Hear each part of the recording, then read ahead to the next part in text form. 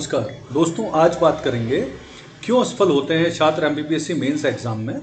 तो अब देखिए 19 तारीख को 19 जून को प्रारंभिक परीक्षा हो चुकी है और जो भी छात्र, मैं ऑलरेडी पहले वीडियो में, इससे पहले वाले वीडियो में बता चुका हूं कि जो कट ऑफ क्या हो सकता है संभावित, तो आप कृपया उस वीडियो को देख लीजिए। तो जो भी छात्र उस कट ऑफ में आ रहे हैं उन्हें अब तुरंत मेंस की तैयारी शुरू कर देना चाहिए। वैसे भी मेंस में बहुत ही कम समय बचा है, 2-2.5 महीने, मुश्किल से 2.5-3 महीने ही मिल पाएंगे। तो इसमें तैयारी करना थोड़ा मुश्किल काम है, लेकिन उसके बाद भी जिनकी तैयारी है, क्या वो गड़बड़ कर रहे हैं, कहाँ उनको परेशानी आती है, आज हम इससे समझने की कोशिश करते हैं। तो देखिए, मोटे तौर पर समझ लीजिए कि जो मेंस एग्ज़ाम है यही एक्चुअल एग्ज़ाम है, यही वास्तविक परीक्षा है, यही डिस्क्रिप्टिव परीक्षा है। क्योंकि जो प्रारंभिक परीक्षा थी वो तो मूल रूप से जो की जाती है वो तो की जाती है केवल स्क्रूटनिंग के लिए, यानी छटाई परीक्षा के रूप में, कि गंभीर कैंडिडेट को जो टोटल पोस्ट होती हैं उसके 15 गुने कैंडिडेट को छांट लिया जाए मेंस एग्जाम के लिए। तो उसका कोई महत्व नहीं है, एक्चुअल परीक्षा यही है, इसे हम समझते हैं। देखिए, इस परीक्षा में है टोटल 1400 नंबर, और अगर हम बात करें कि लगभग 5 पिछले वर्ष का एवरेज देखने की कोशिश करें, तो इस 1400 नंबर में जिस भी छात्र ने, मैं यहाँ पे बात करूँगा जो अनरिजर्व के छात्र हैं, अनरिजर्व कैटेगरी, यानी जिसको जनरल कैटेगरी बोलते हैं, तो जो अनरिजर्व कैटेगरी के छात्र हैं आमतौर पर वो 850 से लेकर 880 मार्क्स के बीच में उनको इंटरव्यू कॉल मिल जाता है। ये एक एवरेज देखा गया है, और कम से कम जो इंटरव्यू कॉल हैं वो 610 620 के आसपास मिल जाता है कैटेगरी के वाइज, हैंडीकैप्ड वगैरह, और एसटी और हैंडीकैप्ड, एक्स सर्विसमैन वगैरह को, इस श्रेणी से लेकर इस श्रेणी के बीच में सभी को, यानी एक्स सर्विसमैन, हैंडीकैप्ड से लेकर एससी एसटी ओबीसी सभी को ये कट ऑफ है। 610 से लेकर 850 के आसपास सभी को इंटरव्यू कॉल मिलता है। यानी मोटे तौर पर आपको ध्यान रखना है कि ये इंटरव्यू कॉल के लिए आपको लगभग 850 नंबर लाना है अगर आप अनरिजर्व कैटेगरी के हैं, और 610 से स्टार्ट करके आप कैटेगरी के हिसाब से नंबर ला सकते हैं। यहाँ मैं एक चीज़ और बता दूं, अगर पिछले वर्ष के टॉपर की बात करूं तो पिछले वर्ष के टॉपर थे हर्षल चौधरी, और उनके मार्क्स थे 1023। ये उनके टोटल मार्क्स थे, ये इनके मार्क्स थे मेंस प्लस इंटरव्यू के मिलाकर। यानी अगर आपको मतलब फाइनल सिलेक्शन लेना है तो अराउंड आपका मार्क्स होना चाहिए 950 से लेकर और 990 के बीच में। यहाँ पर सिलेक्शन लगभग हो जाता है। ये मैं अगेन बात कर रहा हूँ अनरिजर्व कैटेगरी की, बाकी लोगों के हिसाब से नंबर कम होते जाएंगे। तो कुल मिला के जो एक्चुअल एग्ज़ाम है 1400 नंबर का जो एग्ज़ाम है मेंस का, उसमें ही आपको बेहतर परफॉर्म करना है, और वहीं से आपकी एक्चुअली में सिलेक्शन तय होगा। तो इसको हम और कुछ समझने की कोशिश करते हैं कि आखिर जो सिलेक्शन है उसका आधार क्या है। तो ध्यान रखिए, जो सिलेक्शन का आधार है वो पूरी तरह से आपके क्वालिटी आंसर पर डिपेंड करता है। कितना बढ़िया क्वालिटी आंसर आप लिख रहे हैं उस पर डिपेंड करता है आपका सिलेक्शन। तो हम इसको देखते हैं कि आखिर ये क्वालिटी आंसर होता क्या है, क्या होता है क्वालिटी आंसर। तो क्वालिटी आंसर को हम पहले समझ लेते हैं कि ये क्वालिटी आंसर में आखिर क्या देखा जाता है, क्या मांगा जाता है। तो देखिए, सबसे पहले तो वो ये देखते हैं कि जो मेंस है उसका जो उद्देश्य है, वो उद्देश्य है कि जो आपको नॉलेज है, जो आपने नॉलेज एक्वायर किया है, आप उसे प्रेजेंट कैसे करते हो वर्णनात्मक रूप से। तो ये तो पहली उनकी आवश्यकता है। पहली तो आपके विचारों में टू द पॉइंट अप्रोच होना चाहिए, विचारों की स्पष्टता होना चाहिए, और कैसे आप शब्द सीमा के अंदर लिख सकते हैं आंसर को, एक बेस्ट आंसर को, एक जो पॉसिबल बेहतर आंसर है उसे लिख सकते हैं, वो देखने का प्रयास होता है। यानी आपका जो शब्द, जो आपका थॉट प्रोसेस है, विचारशीलता है, वो आप कैसे प्रेजेंट कर रहे हैं, इसको बेसिकली वो देखने की कोशिश करते हैं। फिर आप जैसे अगर एथिक्स का प्रश्न है तो आप उसमें कुछ कविता, कुछ तथ्य से भी आरंभ कर सकते हैं एथिक्स के प्रश्न वगैरह में। वैसे अन्य प्रश्न में भी कर सकते हैं आवश्यकता अनुसार। फिर चार्ट, डायग्राम, नक्शे, और आजकल जो ग्राफिकल प्रेजेंटेशन होता है उसका भी काफ़ी इस्तेमाल होता है, वो काफ़ी अच्छा माना जाता है। वो शब्द सीमा का पालन आपको हर हाल में करना ही है। 10 वर्ड, 50 वर्ड, 150 वर्ड, 200 वर्ड, सारे आंसर लगभग इसी कैटेगरी के अंदर रहेंगे। तो आपको इनके हिसाब से पहले से प्रॉपर तैयारी करना है। फिर व्याकरण की गलतियाँ बहुत नेगेटिव इंप्रेशन डालती हैं, तो उनका इस्तेमाल ना करें। अच्छे शब्दों का इस्तेमाल करें, स्लैंग का यूज़ ना करें, जो बोलचाल के भाषा के शब्द हैं उनका इस्तेमाल ना करें, बढ़िया शब्दों का इस्तेमाल करें। लेखन में एक सारगर्भिता हो। सारगर्भिता का आशय होता है कि एक फ्लो हो। ऐसा ना हो कि आपको अगर कोई चीज़ 1 से 3 के या 4 के या 5 के क्रम में लिखना है तो 4 पहले है, 3 बाद में है, 1 बीच में है। मतलब एक क्रम हो, प्रॉपर एक सारगर्भिता हो, विचार प्रवाह हो, विचारशीलता हो आपके आंसर राइटिंग में। ठीक है। फिर शब्दों के ज़्यादा दोहराव ना हो कि 50 शब्दों का आंसर लिख रहे हैं और एक ही शब्द को 6 जगह लिख दिया, तो उसकी जगह उसके सिनोनिम्स यानी पर्यायवाचियों का भी इस्तेमाल करना आना चाहिए। फिर व्यर्थ का अलंकरण, भूमिका, उपांसहार, इन सब की आवश्यकता पढ़ने पर ही इस्तेमाल करें, अदरवाइज इसको अवॉइड करें। तो पहली बात तो ये हो गई कि एक गुड क्वालिटी आंसर में होता क्या है, तो ये सब चीज़ें उसमें मौजूद होना चाहिए। अब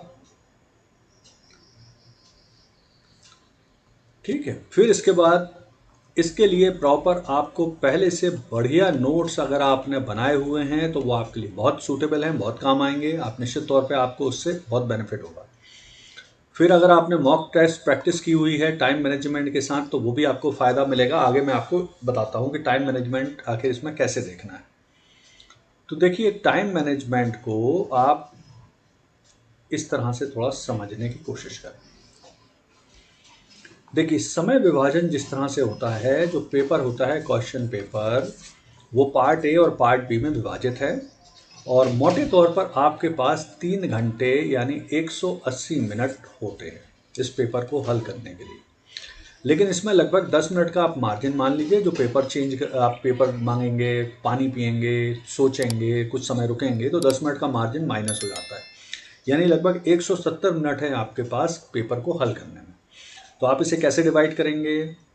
तो जो 3 मार्कर क्वेश्चन है, यानी जिसका आपको एक लाइन यानी 10 शब्दों में आंसर लिखना है, आपको 1 मिनट में उसे फिनिश करना है।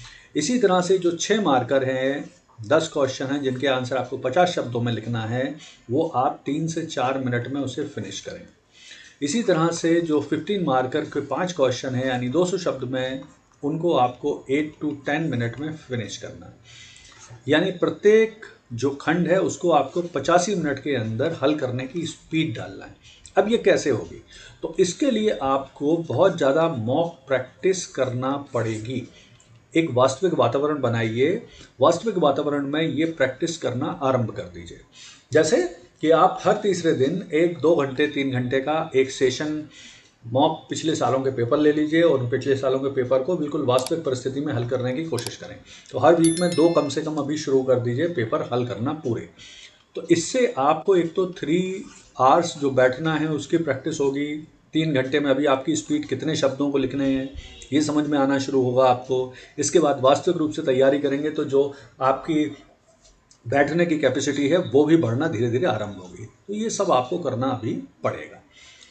देखिए, फिर इसके बाद आप यहाँ पर थोड़े से जो चेंज हैं 2020 की मुख्य परीक्षा से जो चेंज शुरू हुए हैं उसको भी बस एक नज़र मार लीजिए। वैसे तो आपको जानकारी होगी। तो इसमें चेंज में जो चीज़ें की गई हैं, विश्व इतिहास अब हटा दिया गया है, SC/ST एक्ट हटा दिया गया है, मानवाधिकार अधिनियम हटा दिया गया है, आपदा प्रबंधन हटाया गया है, निबंध पेपर में एक निबंध कम कर दिया गया है। जोड़ा क्या गया है? मध्य प्रदेश सामान्य अध्ययन का और विस्तार कर दिया गया है। मध्य प्रदेश की बहुत सारी रियासतों को ऐड किया गया है, विश्व धरोहर को ऐड किया गया है, लोक प्रशासन, दर्शन शास्त्र, समाजशास्त्र और भूगोल से जुड़ी तकनीक नई ये जोड़ दी गई। तो ये आपको सब ध्यान रखना है। ठीक है, तो ये मूल रूप से परिवर्तन है जो आपको ध्यान रखना है। अब मुख्य परीक्षा की जो प्रणाली है उसे भी नज़र मार लीजिए एक बार। तो मुख्य परीक्षा पूरी तरह से वर्णनात्मक होती है। ठीक है, जिसमें प्रमुख रूप से सामान्य अध्ययन के 4 प्रश्न पत्र, एक हिंदी विषय और एक निबंध का प्रश्न होता है। इसको देख लें। जो GS1 है वो इतिहास और भूगोल से संबंधित है। GS2 है वो राजनीति, अर्थशास्त्र, समाजशास्त्र और कृषि है। GS3 है वो विज्ञान तकनीक पे पूरी तरह से आधारित है। GS4 है वो है नैतिकता, दर्शन शास्त्र, मनोविज्ञान, लोक प्रशासन। यहाँ पर 200 अंक 3 घंटे हैं। और इसके बाद 5वां प्रश्न है जो सामान्य हिंदी और व्याकरण का है और 6वां प्रश्न है निबंध और प्रारूपण। तो कुल मिला के ये 6 प्रश्न पत्र होते हैं और इनके टोटल मार्क्स होते हैं 1400। तो यहाँ पर आपको ध्यान रखना है, यहाँ हर हालत में अगर आप अनरिजर्व कैटेगरी के कैंडिडेट हैं तो आपको लगभग 850 मार्क्स लाने की कोशिश करना पड़ेगी, तभी आपको इंटरव्यू कॉल की संभावना बन सकती है। देखिए, मुख्य परीक्षा का अगर मोटे तौर पर उद्देश्य देखें तो उद्देश्य ये होता है कि आप अपने विचारों को किस तरह से प्रेजेंट करते हैं, नॉलेज को किस तरह से प्रेजेंट करते हैं शब्द सीमा के अंदर, और जो आपका उत्तर है वो कितना सार गर्भित है, मौलिक है, शब्द सीमा का कितना पालन किया है, विषय की गहराई आपकी कितनी है, भाषा पर पकड़ कैसी है, उत्तर की उत्कृष्टता कैसी है, इसके आधार पर ही आपको मार्क्स मिलते हैं।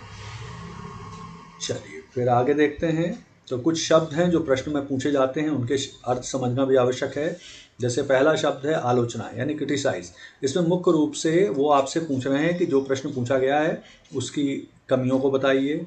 दूसरी होती है समालोचना यानी क्रिटिसिज्म एनालिसिस। उत्तर लेखन के दौरान पूछे गए प्रश्नों के गुण, दोष और वर्तमान स्थिति की समीक्षा करना रहती है, इसे कहते हैं समालोचना। फिर वो तीसरा है पार्ट, वो है मूल्यांकन यानी एवल्यूट। विषय की उपयोगिता को इसमें बताना होता है, मतलब जो प्रश्न पूछा गया है उसकी उपयोगिता बताना है। फिर नेक्स्ट है सम आलोचनात्मक मूल्यांकन, क्रिटिकली एवुलेट। विषय की उपयोगिता को बताने के साथ साथ गुण, दोष और निष्कर्ष भी बताना। और फिर एक होता है विश्लेषण, एनालाइज। विषय की जांच और विश्लेषण करके एक निष्कर्ष के रूप में आंसर लिखना। तो ये आप ध्यान रखिएगा। चलिए अब पेपर देख लेते हैं। तो ये एक स्टैंडर्ड पेपर है।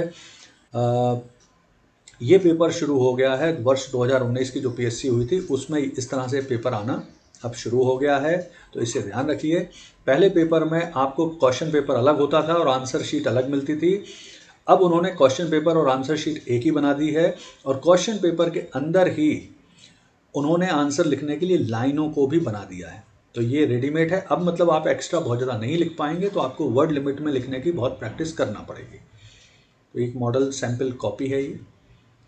चलिए एक आध क्वेश्चन का आंसर लिखते हैं अपन, आंसर देखते हैं। तो एक मॉडल आंसर है, जैसे ये क्वेश्चन है, अकबर की राजपूत नीति से आप क्या समझते हैं और इस नीति ने किस प्रकार मुगल साम्राज्य को स्थायित्व प्रदान किया। अब देखिए इसका आंसर बहुत बड़े में, बहुत 200 शब्द में भी लिख सकते हैं, 300 शब्द में भी लिख सकते हैं, 500 में भी लिखा जा सकता है, लेकिन यहाँ पर आपसे सिर्फ 50 वर्ड में पूछा है उन्होंने। तो इसका मतलब है आपको बिल्कुल सार लिखना है। तो ये आंसर समझने के लिए मैंने आपको इसका जो आंसर लिखा है इसको आप यहाँ पर मैंने बताने की कोशिश की है कि ये इसको आपको डिवाइड कैसे करना है जब आप छोटा आंसर लिखेंगे। तो सबसे पहले इंट्रोडक्शन, ये लिखना नहीं है वर्ड इंट्रोडक्शन, ये मैं आपको समझाने के लिए लिख रहा हूँ कि 3-4 लाइनों में आप उसका इंट्रोडक्शन लिख देंगे अगर 50 वर्ड का आंसर लिख रहे हैं तो। जैसे अकबर की राजपूत नीति का उद्देश्य, तो राजपूत शक्ति पर नियंत्रण स्थापित करना, स्थानीय विद्रोह का दमन करना, अमीर वर्ग के चगताई मंगोल के स्वरूप को समाप्त करना, ये उसका उद्देश्य था। फिर मुख्य विषय वस्तु यानी कौन से काम किए गए इसके अंतर्गत। तो राजपूतों को पुरस्कार की नीति अपनाई गई, राजपूतों को दंड की नीति अपनाई गई, कछवाहा शासकों के साथ वैवाहिक नीति अपनाई गई, और हरम में हिंदू महिलाओं को उनका धर्म मानने की, हिंदू रानियों को उनका धर्म मानने की स्वतंत्रता दी गई। तो ये कार्य किए गए इसके अंतर्गत। और कंक्लूजन क्या हुआ, इससे तत्कालीन समाज का सुदृढ़ीकरण हुआ, इससे तत्कालीन समाज में सद्भाव और एकता में वृद्धि हुई। तो ये है बिल्कुल एक कंसाइज सा आंसर, और इसी तरह से इनको लिखने की प्रैक्टिस की जाती है। तो ये छोटा सा आंसर है जो मैंने आपको लिखवाया। इसी तरह से आप अगर देखेंगे तो अगर आपको 200 शब्दों का आंसर लिखना है तो 200 शब्दों के आंसर में आप इस तरह से लिख सकते हैं।